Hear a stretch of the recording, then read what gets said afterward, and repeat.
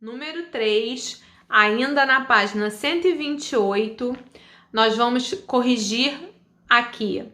Cite 3 atividades realizadas pelas crianças caiçaras que viviam na beira da ribeira, na Barra da Ribeira. Quais eram as atividades? Lembra daquele textinho que a gente leu lá? Que elas gostavam de quê? De ver estrelas, de andar de barco, de nadar no rio, de brincar, de jogar tarrafa. O que é jogar tarrafa? É pescar. Elas pescavam jogando tarrafa, de andar no mato, de conhecer os peixes, de que mais? De dançar, de ir à praia, de nadar, de andar de bicicleta, de contar história à noite. Tudo isso a gente leu lá naquele texto e fez aquela atividade junto. Então hoje a gente está o quê? Reforçando, tá bom?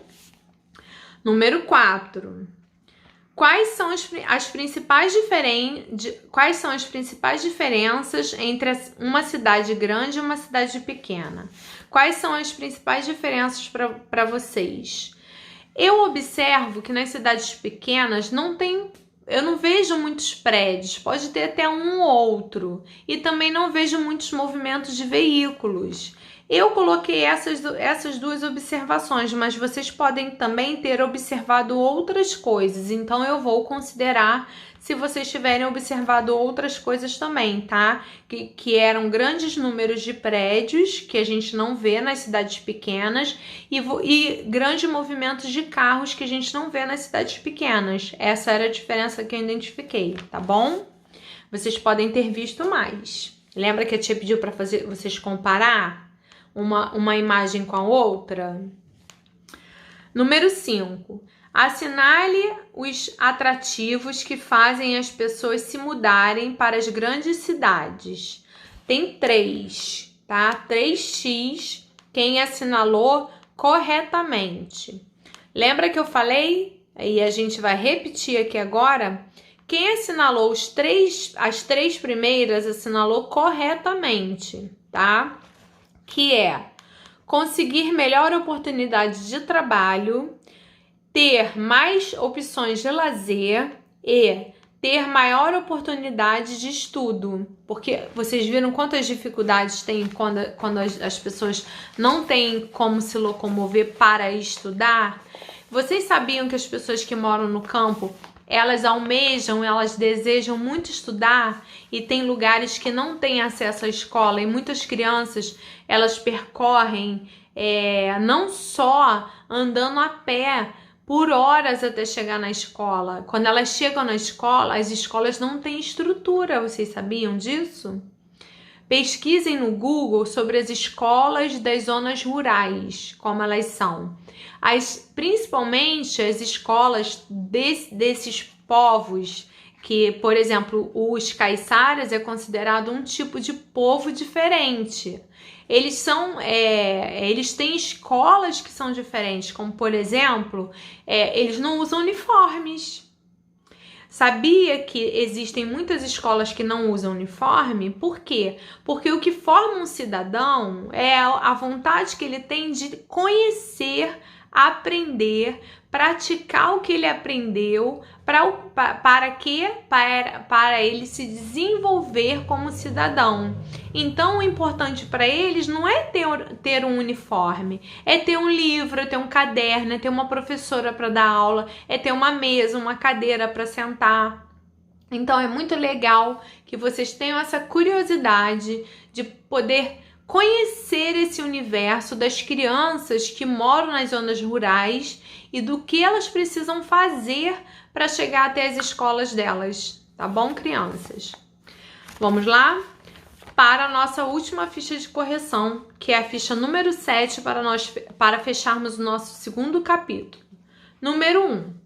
Preencha o texto com as expressões do quadro. Aí tem aqui algumas palavras, tá? Morro, Rio de Janeiro, favela e moradias. A tia vai ler direto e vocês vão completar aí as lacunas, tá? A primeira favela do Brasil surgiu no Rio de Janeiro. Um grupo de soldados vindo da Guerra de Canudos, da Bahia, sem ter onde morar, ocupou o Morro da Providência, que naquela época ficou conhecido como Morro da Favela.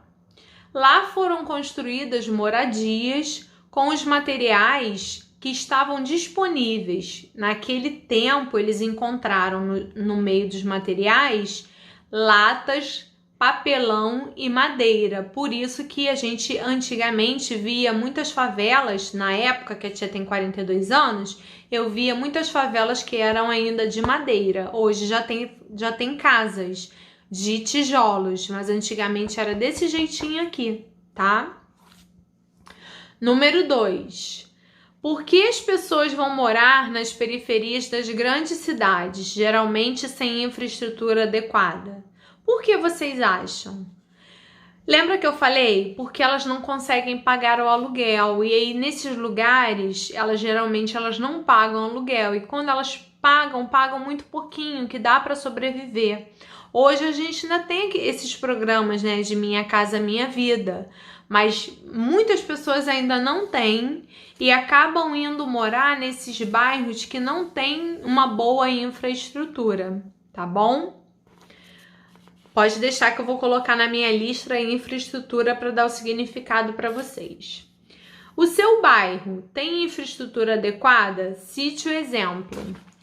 Então, isso aqui é muito pessoal e a tia não vai responder para vocês, porque a tia tem uma interpretação e vocês têm outra. Então, vocês vão observar o bairro que vocês moram e vão observar se eles têm uma infraestrutura. O que é infraestrutura? Se tem asfalto, se tem saneamento básico, se tem água potável, se tem o quê? Movimentação de veículos, se é urbanizado. Isso é infraestrutura, se ele é organizado, tudo isso, tá? Então, é a forma como vocês enxergam que vocês vão colocar a resposta.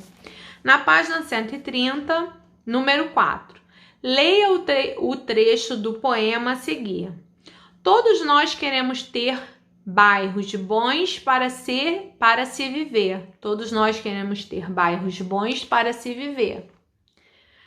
É um poema que é aquele lá, lembra que a gente passou na aula, que é O Meu Bairro é Assim, lembra? E na letra A tá dizendo assim, descreva o que é um bairro bom para se viver. O que é um bairro bom para se viver para você? Eu vou dizer para mim o que é um bairro bom para se viver. Um bairro que eu tenha segurança de poder sair da minha casa sem ter medo, sem ficar preocupada, que eu possa ir e vir com tranquilidade.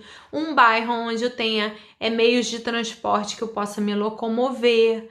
Um bairro onde tenha água potável na minha bica, na minha torneira, que eu possa tomar banho, que eu possa encher minha garrafa de água.